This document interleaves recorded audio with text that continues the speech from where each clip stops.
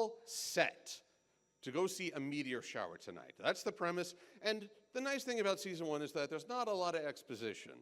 If this were, say, a season 6 review, she'd be on the train of exposition. She'd be talking to her friends, talking about going to the Crystal Empire. Wow, I'm so eager to see Shining Armor and Flurry Heart while watching the meteor shower at the Crystal Empire, which is far to the north. And all her friends would nod and say, yes, that is a thing that is happening. That's all, but here we got everything we need. Meteor shower tonight, boom, yes. And Spike is hard at work being her #1 assistant, gathering materials and throwing them into the line.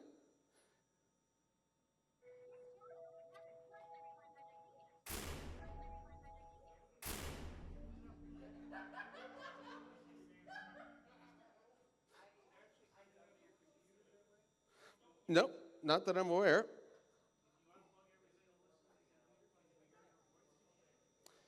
You know, I'm as confused as anybody. Also, one sec, I'm just going to do a quick little thingamabob. Just going to turn on good old OBS, which is what you shout when Apple refuses to work with you. Start recording. There we go. What is that? 3 chimes. Do-do-do. Attention, please. Silver Quill is now playing a clip in the main hall. Silver Quill is playing a clip in the main hall. What you don't hear is that Twilight points out this has not happened in over 100 years. And I edit in 100 years. 100 years. Because, note, she doesn't say moons. Oh my goodness, a measurable fact of time, a clear denominator of perception. Oh, how I missed this. Oh, how I finally understand something good is going on. Something is happening. Oh, pinch me. I'm dreaming. And then she's all like, Spike, did you remember this, that, and the other thing? My quills, my pens? Check. Oh.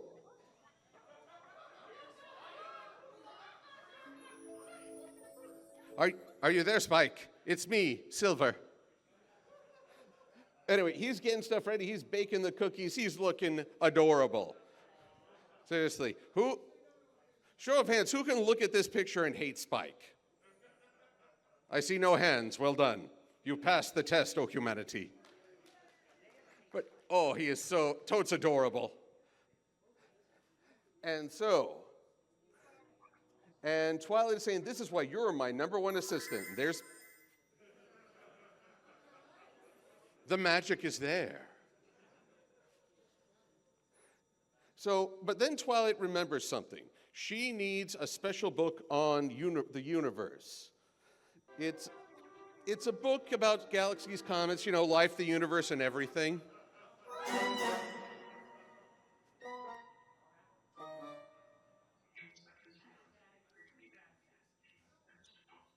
Well, it was then that Spike knew he done messed up. Poor Spikey Wakey, he doesn't know what he doing. So he just fibs his way through it. He just says, you must have lent it out. You must, or someone borrowed it. What do you need it for? You're smart. You know all this stuff already. He's not wrong, but boy, that's going to come back to bite him. Oh, what a tangled web we weave when first we practice to deceive.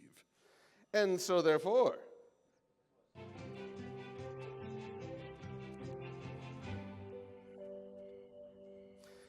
now Rainbow Dash is like, it's so great you have a servant.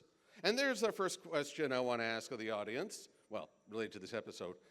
Who here views Spike and Twilight's relationship as just master and servant? Okay, one, got a few hands. How about mother-son? Also, so getting sort of iffy. How about brother-sister? Yeah. Well, so we got, it's a gray area. I personally view it as a brother-sister thing because sometimes the older sibling has to act like a third parent. But at the same time, Spike is helping her in research and prep. He is very eager and happy to assist. So thank goodness for that. Thank goodness for that, because otherwise this would get weird.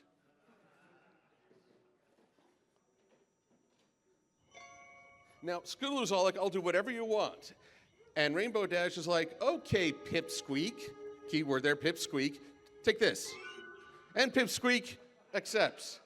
Because pony parents are cruel. Who names their child Pipsqueak? Oh.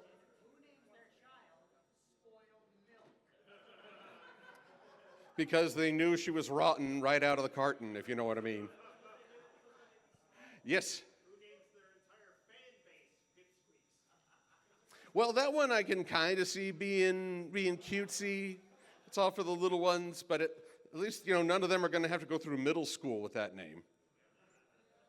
I mean, the only reason, my friends, I have a theory. If you name someone a really positive, loving name like Hope or Faith or Bliss, not Lightning Bliss, but just Bliss, they're going to turn into some rotten people. But if you name them something evil, like Cruel McSlaughter, they might be the next pope. It's just, life likes to have those ironies out there. So, anywho. Okie doke. Now, meanwhile, what is this face? What am I looking at? What has happened to your mouth, Scootaloo? Even Rainbow is looking at this like, what hath DHX wrought? Well, Rarity can only see the back of the head. She doesn't see the terror unfolding before her. If not, she might give up her belief in fashion, if such a thing could exist. I feel like if there were some teeth, I wouldn't be so freaked out.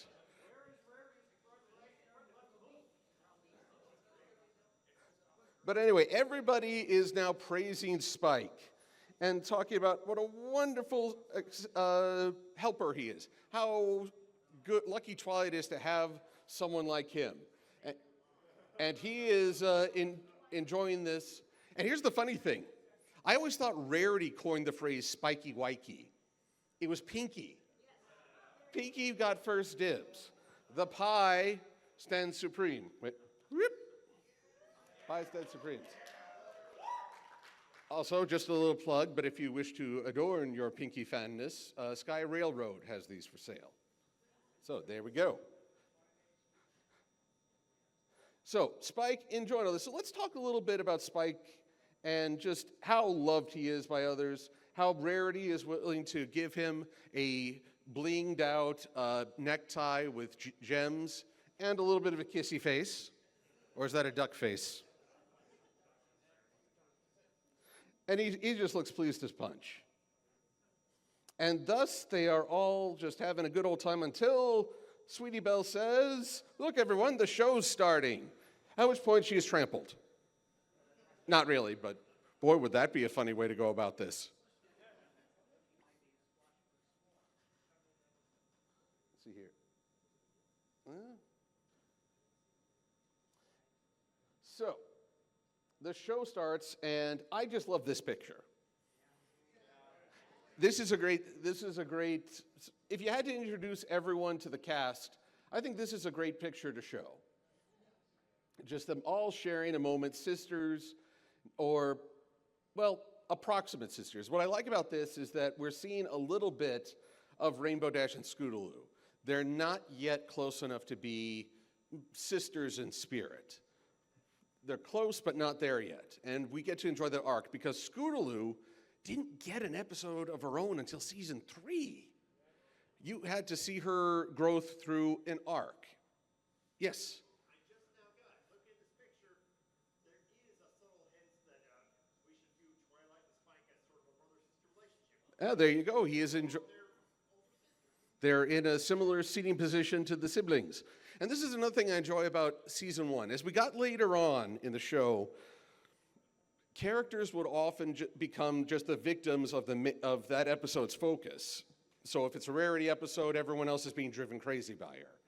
In these early seasons, you got to see ponies, if they weren't the focus, they were still very active in the story or the background. So you could take a little bit more. They had a little bit more agency. As the show went along, as the characters became more established, their personalities got stronger, and therefore the episode focus became a little tighter. But I enjoy this more open session. Now let's see here. And then, this is a small critique, Pinky.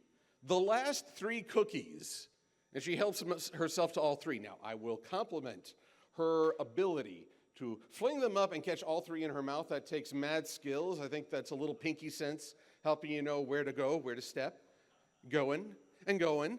And she dunks them, but no luck for anyone else who wants a cookie.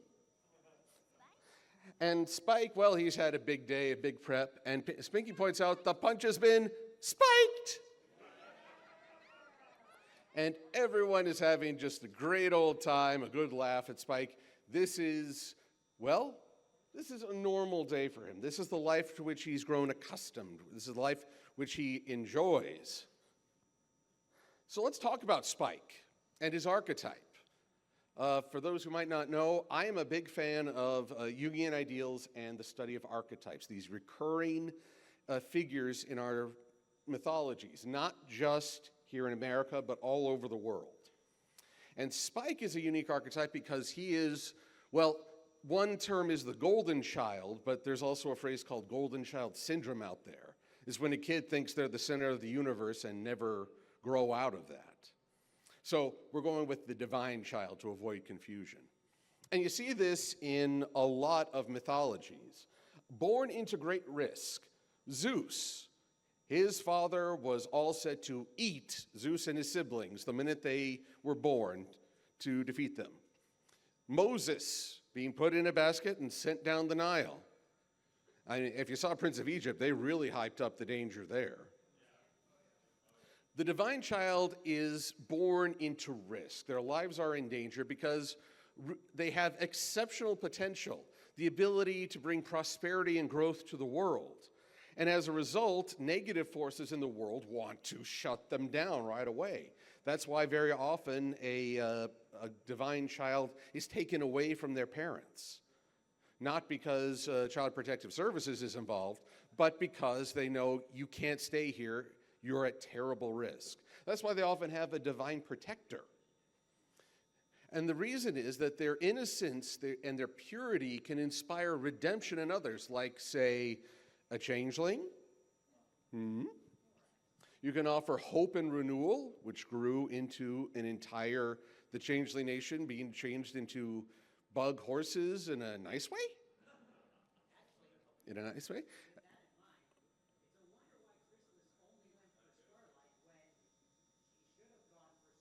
Well, she did go for Spike. Well, Chrysalis has a very myopic view of the world. She thinks she knows everything, and that's ultimately her self-defeat. But the big thing about the divine child, and archetypes reflect aspects of ourselves. They're in us, they're part of us.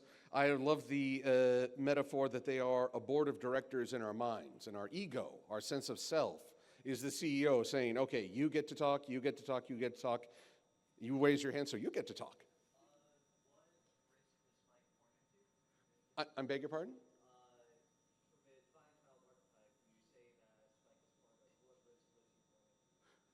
The possibility he might never hatch. Remember, Spike didn't just pop out. He was the test for Twilight. She had to deliver exceptional magical power to get Spike to even hatch, and then have a very big growth spurt. That is an excellent question. I have multiple Okay, you know what?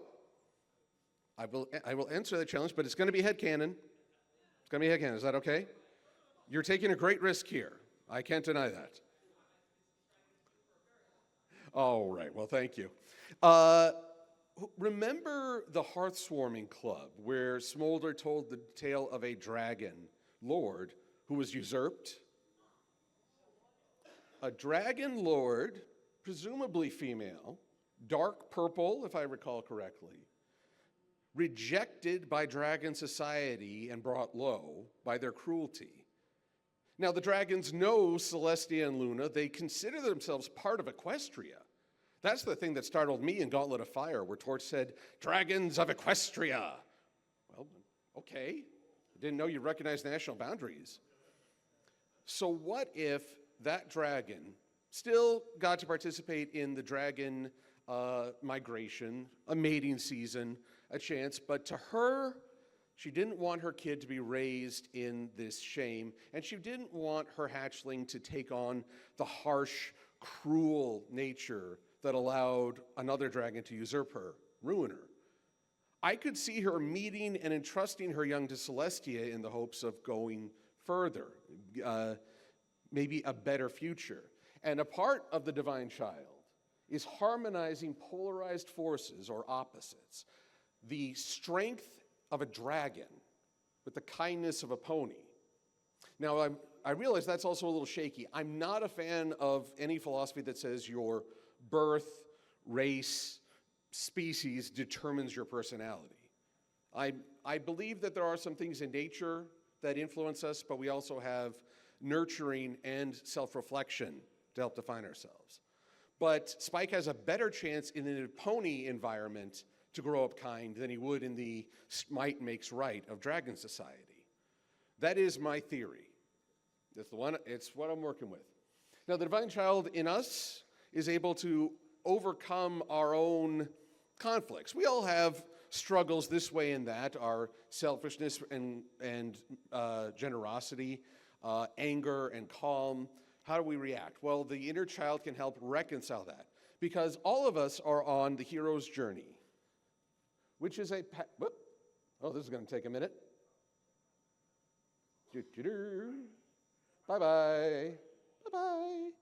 The hero's journey, which is a path towards individuation, the process of becoming a more complete individual who understands themselves and can interact and hopefully improve the world.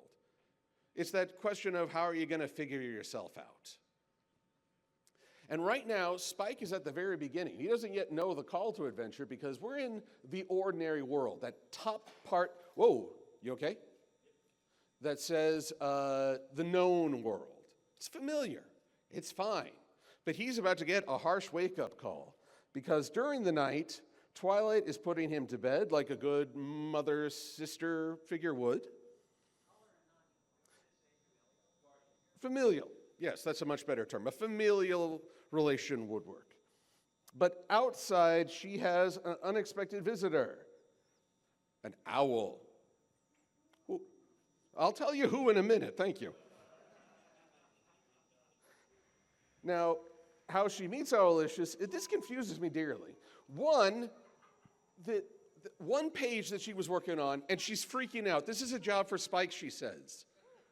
How is this a job for Spike? He doesn't have wings yet. She's got a horse. She can teleport, and I hate to be a bit of a tool about this, but that was one page of writing. You can duplicate it. You can do better. Oh no, I remember that line from Kingsman. You know what I love about pen and paper? No one can hack this. So there's no backing up. But basically, Owlicious makes himself useful and then at home. Which means, well, this is Twilight saying, thank you for helping me. She's actually channeling Fluttershy a little. This is the weird thing. She's having a conversation, and she seems to understand him, which may simply be, well, terror in my soul at those eyes. Oh, I heard Twilight there. Oh, well, I'll boost the volume all the way. It's at its max.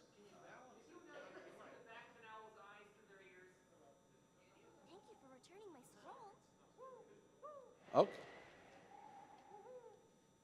Gosh, it's cold tonight. Say, would you like to relax in here and keep me company while I work? Okay. And his eyes have all the seeming of a demon's that is dreaming. Now, where was I? Oh, all right. So we can kind of hear it, but if there's any way to boost the signal more, it is what it is. That's why. So let's talk about owls. This is a cave drawing, which I believe was discovered in France, from when we were just a hunter society, still talking about that new fire thing and if it was really going to catch on. Now, there's all manner of speculation about what that owl represents. Was it ritualistic? You're about to commence the hunt. Here is this winged predator that has a far better vantage point. Do you pray to it to bless your hunt, to bless your story? Is it aesthetic? This one, folks are a little dubious on. It might be just, hey, I saw something cool, let me draw it for you. But it was so far back in the caves, far from natural light, and definitely not a place that you would invite someone willy-nilly. Fantasizing. I rather like the idea that the furry fandom may have members from way, way back. It's fully possible. And then identification.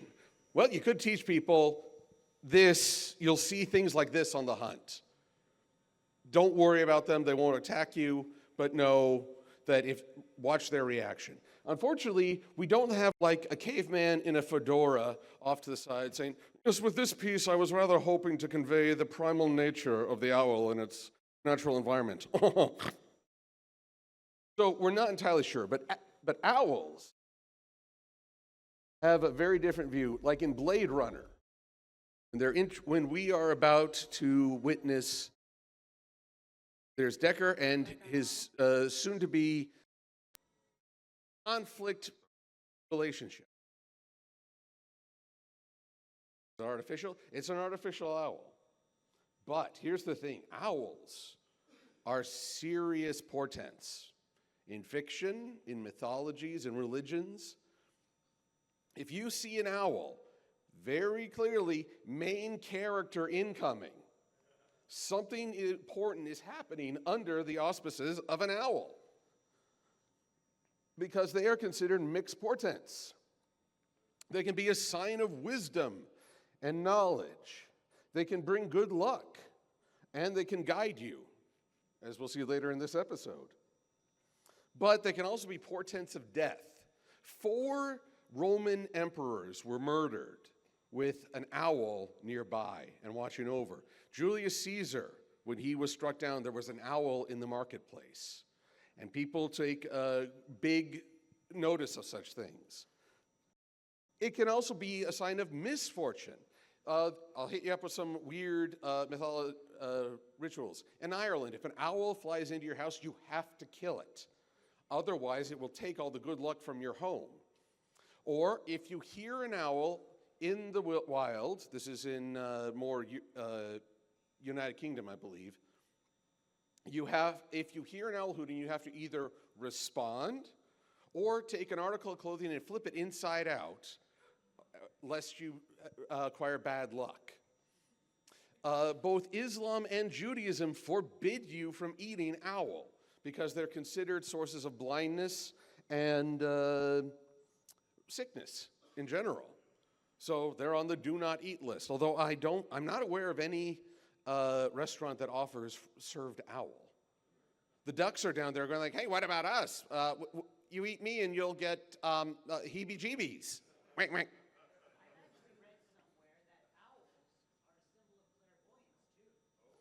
They may indeed be, but they are also considered messengers of the afterlife. Especially in Mexico, they have these little owls, and they're considered the messengers to the afterlife. Let's see, I think was it Scotland or Poland, that married women who pass away turn into owls. And there's a lot of reasons why we're fixated on owls. For one thing, they are one of the few bird species that have their eyes up front rather than onto the sides. They look just a little bit more human as a result, and their gaze can be very piercing. They can see wonderfully at night and are not blinded in the day. So that's, I think, where a lot of the afterlife comes from. They literally walk in 2 worlds, day and night, i.e., twilight.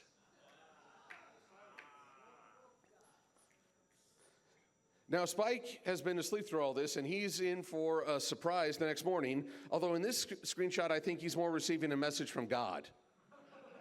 Spike, this is God. You're in for a rough time. Bear with it, bro. Oh, Spike has seen the light, and he realizes, oh, crud, I've got to get to work. He's now defined the laws of physics. Oh, please don't be upset, Twilight. What do you want for breakfast? Oatmeal? How about a sunflower smoothie? Grass pancakes? So he's offering her breakfast options, including a sunny shake. Unintentional as it may be, way back in season 1, there was a tether. Hold on to that, dear fans. Destiny is at play. Destiny is upon us. And destiny brings all the milkshakes to the yard. So Twilight is like, oh, it's fine, don't worry, Owlish has helped everything out. He's our new junior assistant. He's going to help out with your chores so you won't be so tired all the time. Oh, very nice. What do we need a junior assistant for? Now I have to go out, so why don't you introduce yourself to Aloysius? He's in the library.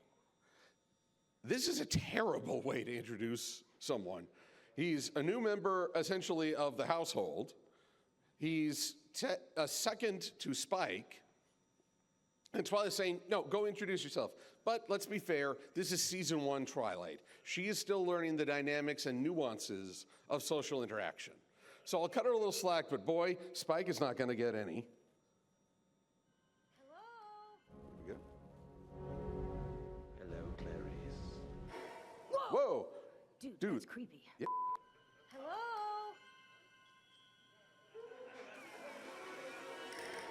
Whoa! Dude, that's creepy. Hello? Hello! Whoa! Dude, that's creepy. Oh, you all groaned at that. That hurts my fifis.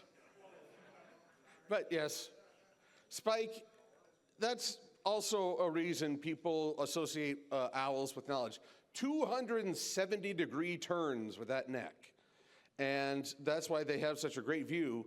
That's why everyone assumes they know everything that's going on, because they're always watching.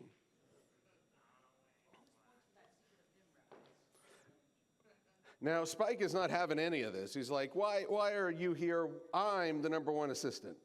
That bird is out for And my he job. thinks that He wants to be number 1.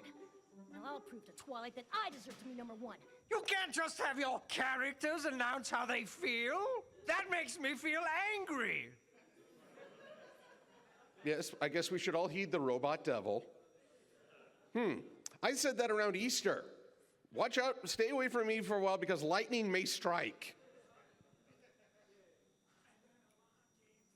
Now, the thing early on, I kind of feel like they were trying to hint that maybe Owlicious was sinister, because just look at that. Owls can have an unnerving gaze.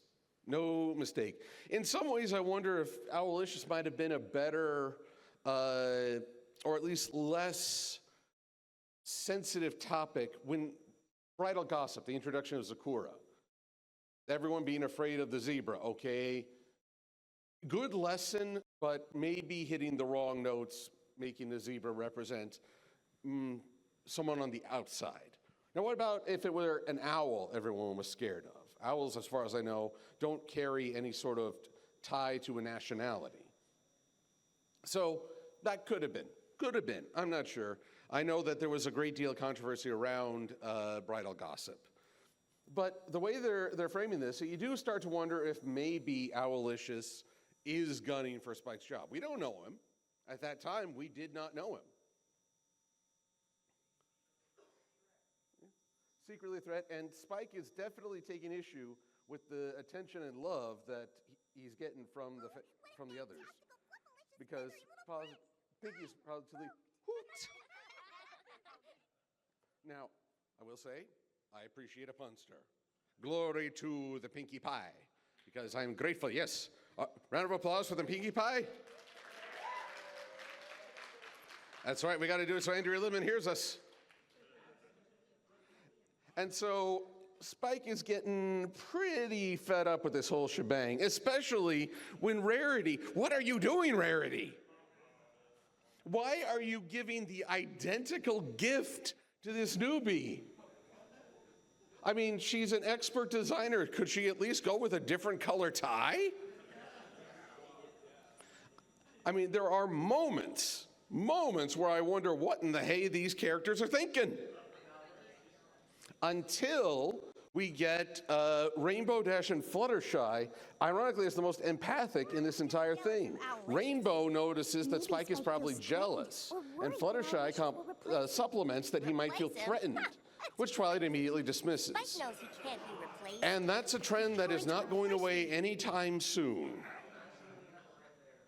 I believe all the way to season 9 at least. It's crazy. And so, now here's the thing, Owlicious does do a jerk move when he takes a book under the stack that Spike is standing on. I mean, he's being a helper, but by God, yeah, it kind of, Owlicious. Owl-malicious, I like that, well done. I salute you.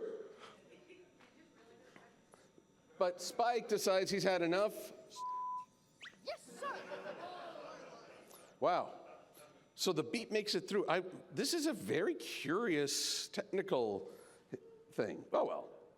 And, well, now it's just like, hey, a little privacy, please. I've got some dead mouse I've got to clean out of my claws. Okay, now we're in the part of the descent. This is where Spike is in unknown territory. This is where he's trying to figure out where he is. His mentor is not necessarily helping him. He's laying out the rules, but Spike is trying to find his way through this, and it's not going well.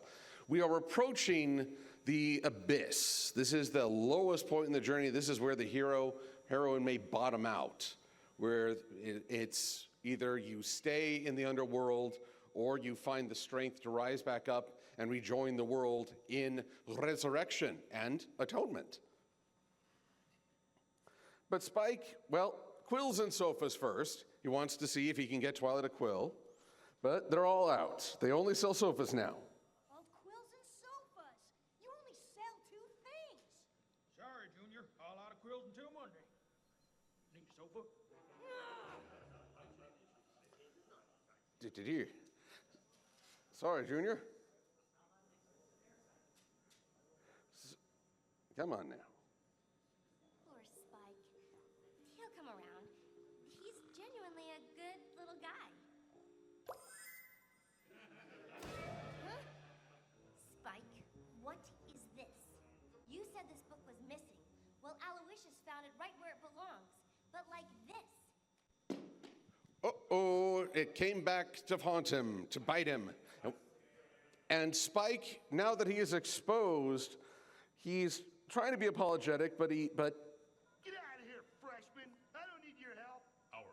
well, we should mention he's getting usurped by the newbie. But this is a story we've seen many iterations. Get out of here, freshman. I don't need your help. Our owners asked me to assist you. Yeah, I will assist this.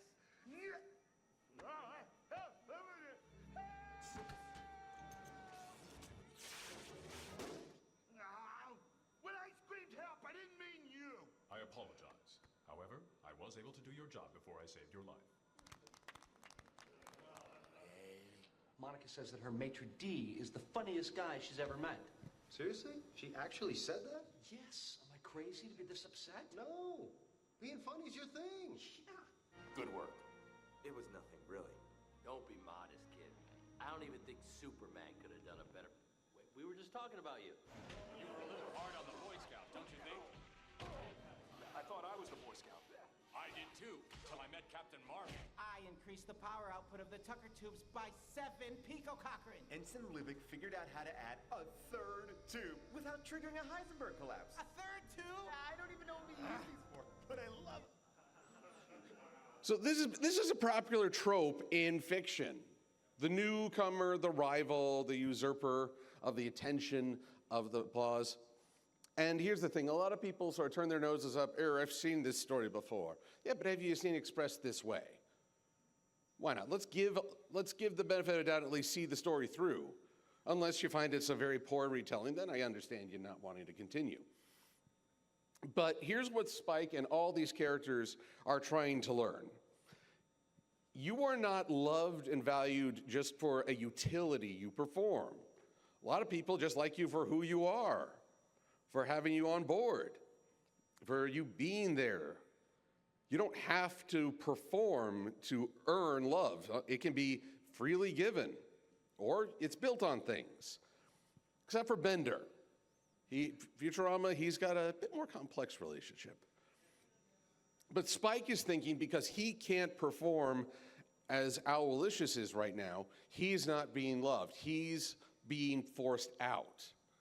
And, you know, that is understandable, especially in a young mind when there's a sudden change in life. The dynamic at home has changed. That fear is understandable, but the journey is to understand you're not any less loved because of a change in situation.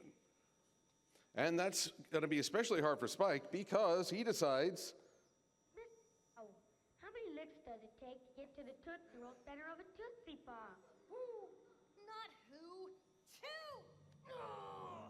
that's right, he even takes his candy preferences out on him. But Spike decides to turn full heel.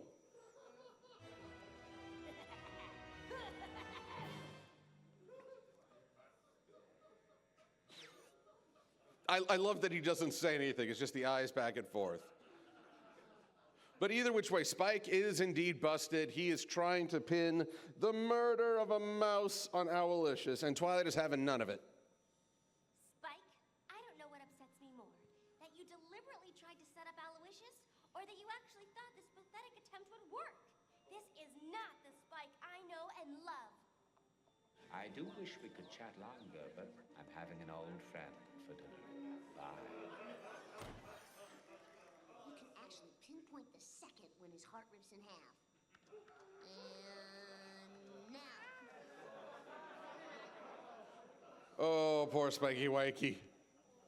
He is of the belief that he is now not loved, and so he runs away into the Everfree Forest. Now, going into the unknown in the hero's journey is often called entering the labyrinth, and that might be a maze.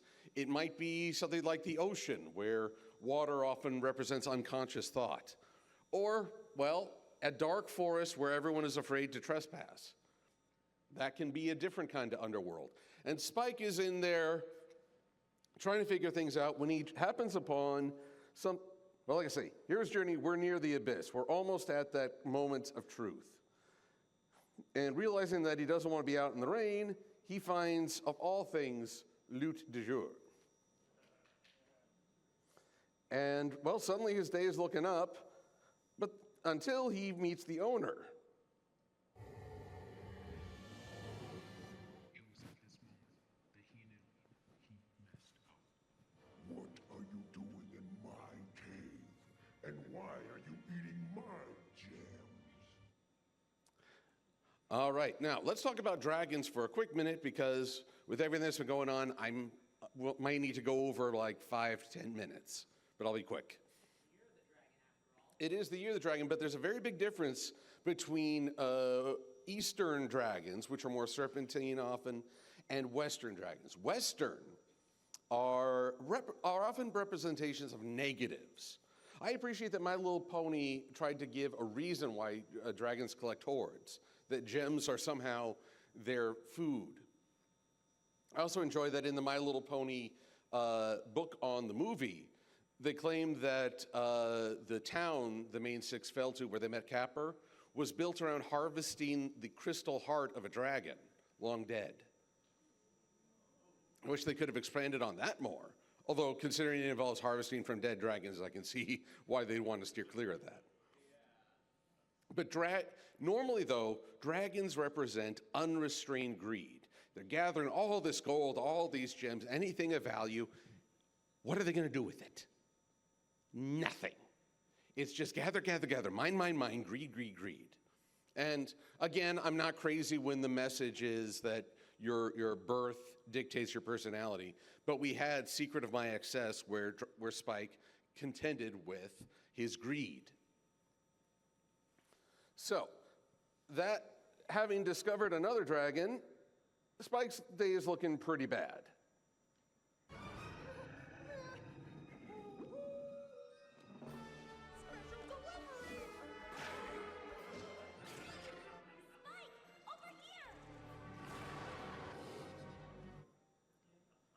Now, here we go. Here's Owlicious showing he is really a hero and not trying to wrap up Spike. Oh, got the same clip. Now, this is impressive. One, he got the dragon to bite its own tongue. I'm surprised with teeth that sharp it isn't. Eh? That was weird. I'm surprised that there isn't like a little piece of tongue just falling on the floor there. But then Owlicious does even better and gets the darn dragon to spike itself. And to be honest, given how deep that spike is embedded, I'm kind of wondering if this dragon has a brain.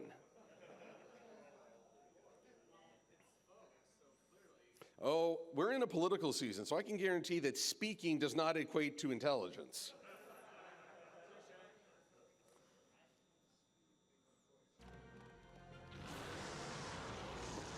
But now we have the problem of you need to find your way out. It's too dark.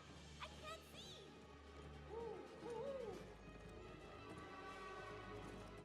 Now, one could argue that this is mystical help. In the hero's journey, you have helpers along the way. Now, an unlikely helper is Spike's perceived rival, who's looking to help them out. Of course, they also get some advice along the way. I said they get some advice along the way. Stay on target. Do a barrel roll. Stay on target.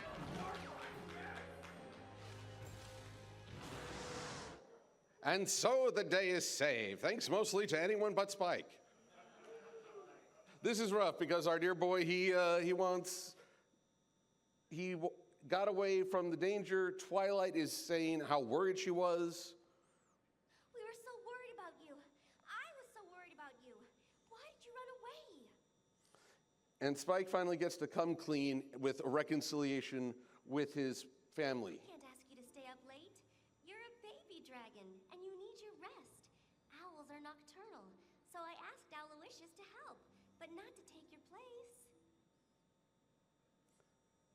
Oh, I never should have been so jealous. And I'm sorry too, Spike. I should have been more sensitive. And Aloysius, I know now that you weren't out to take my job. Forgive me? Who? Me. Forgive me, Spike. Who? Yeah, this Abbott and Costello is going to go on for a while. Still don't know how Twilight can understand Owlicious, but again, it was just meant to be. Inherited it? That would mean Fluttershy is Twilight's mother. In which case, I believe we need a Jerry Springer pony. Jerry, Jerry, Jerry. That'd be something. So.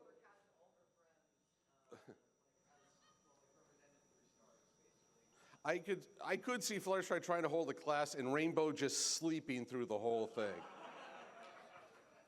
But Owl 101, yes?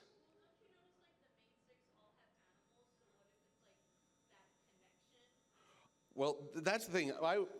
I really want to do now a video or a panel, something on the symbolism of each animal and how it relates to their owner in the main six pets. Case in point, alligators.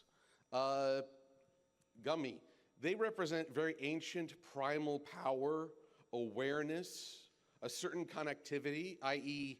pinky sense. You wouldn't think that, but there's a lot going on. But here's my great struggle in that, I realize. It's hard to find books on that because a lot of people publish books on your spirit animal, your totem, and it's New Age. I'm not against that. I understand there are more things in heaven and earth than are dreamt of in our philosophies. But when you're only, when the author's credit is, I'm a shaman and I hear animal voices, if you're hearing voices, I'm not sure that's a credible source. Well, she hears animals and understands them. As far as I know, she doesn't hear other voices. But it took a while to find a published paper on owl symbology, because at least there's credits, there's cited sources, there's a certain accountability. So I've got to do a lot more digging to find representation on cats, dogs, owls, gators, tortoises. Am I forgetting anyone? Rat. I want to forget Angel. But yes, that wascally wabbit. Yes.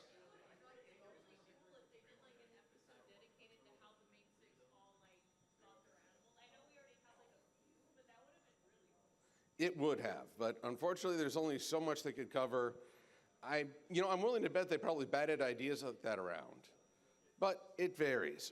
Oh, and we're getting overtime. So, just real quick, hero's journey. We've had a transformation in Spike's perception, in his acceptance of a new friend, and he has atoned. Thus, he is able to return to the known world more confident and more understanding that his love is not conditional. And Twilight says he should write a letter, but You write to Princess Celestia and tell her what you've learned. there's just one problem. He's had a big day. Oh, Spike. Who? Spike. You know. Oh.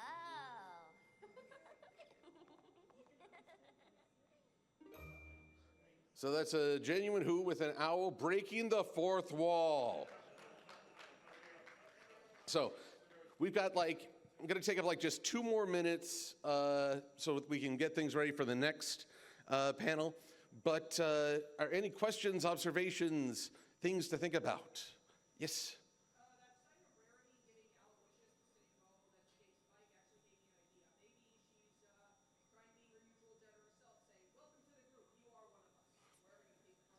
It can be, but well, yeah. Yes, indeed. I mean, it'd be great if we could all consider every viable possible. It's possible that Spike was just in a blind spot, and that gift is, just as you say, a welcome to the group, be one of us. I just wish he picked a different color. Maybe say that he can, a blue to complement Spike's red. But, But hearing people gush about the new guy is also kind of hard. Yes?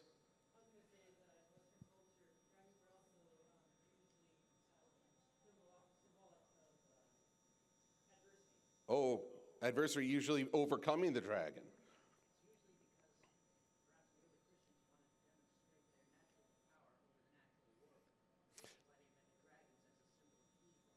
Well, that's a possibility, but other cultures have adopted dragon or dragon-like. I'm not sure it's all down to one religion. If anything, the perception of dragons may have influenced Christianity. I saw a hand in the back. Nope, no hand in the back? Okay. Well then, everyone, oh, no, sorry, my eyes are playing tricks on me. It's the glare. Also, how's the light show? Woo! So everyone, I want to thank you. I want to thank BABSCon for giving me the main stage. And I want to thank you for coming to my panel and hearing me ramble on. And I will, let's see, at 3:30, I'll be in the Hall of Magic talking about blinging your damage, the study of kintsugi and My Little Pony's relation to it. And until then, I hope you have the best time here at BABSCon 2024. Hope you have a wonderful time and see many great panels, buy lots of stuff in the vendor hall, and just have fun.